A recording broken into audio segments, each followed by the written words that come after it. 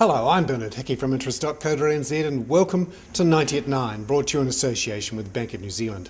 This is your morning briefing where you get everything you need to know in 90 seconds at 9 o'clock, starting now with news that the People's Bank of China has announced a new tightening of reserve requirements for banks over the weekend, an increase of 50 basis points in its reserve asset requirement. What does this mean? Well, this is the Chinese authorities looking to try and crack down on lending and try and control inflation, a real fear in the most important economy in New Zealand's future.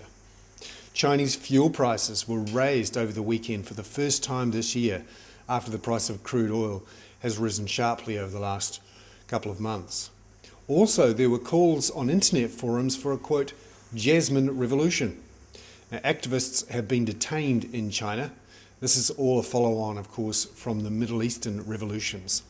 There was fresh violence in Libya over the weekend. More than 170 people were killed in what people there are describing as massacres. Bahrain also saw more political violence.